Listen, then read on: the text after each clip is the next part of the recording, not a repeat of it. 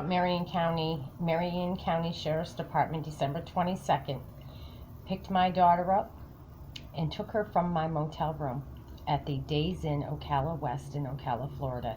Now, I'm going to have you know that my daughter was in my care. My daughter was safe where she was at. She had called an organization looking to see, by trying to help me out, by making phone calls.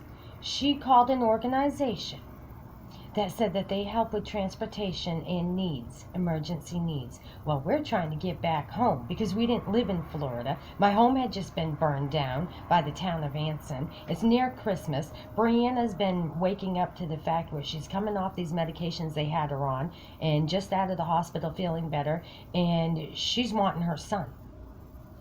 With all rights, she should have her son. She should have never lost the care of her son to anybody. So we're trying to get home.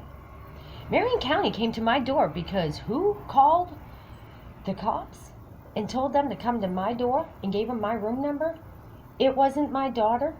It was not just the agency. It was the housekeeping at Days Inn, Ocala West, gave my room number. Marion County had no business taking my daughter out of my room. They didn't tell me. They didn't contact me. They did nothing of the sort. What they did was put her on an involuntary, threatening her that if she didn't answer correctly, she was going to go to one place or the other. So she answered the way she thought that she was supposed to, and they took her and put her in a psych ward. They shot her up with Haldol. And the day that they called me, why didn't they call me when this all happened? They waited until the day that they were going to release her to nowhere other than what? Try to get her committed to a psych ward? They called me then. Because that's something that they had to do, okay? But playing the games like Vermont did back in '07, trying to say that they couldn't contact me, isn't that what Tina Hay did back in October? From the Hay Hope Foundation, Hope House, Recovery Home, whatever the fuck they call it over there in Daytona. Yep, that's what happened there too.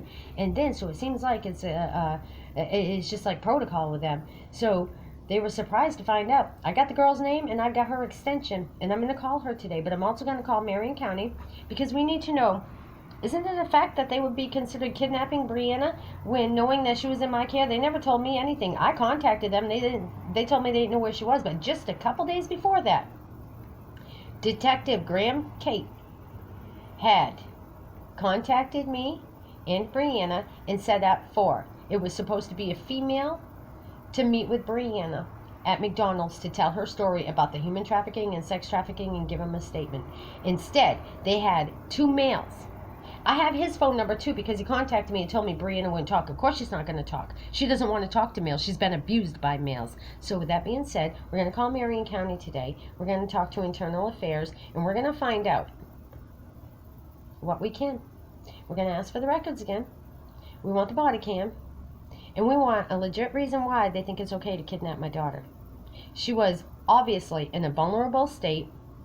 I was trying to help her clear her mind and get her back up to where she is and where she's been before they drugged her and before they abused her and before she was pronounced near dead. Okay?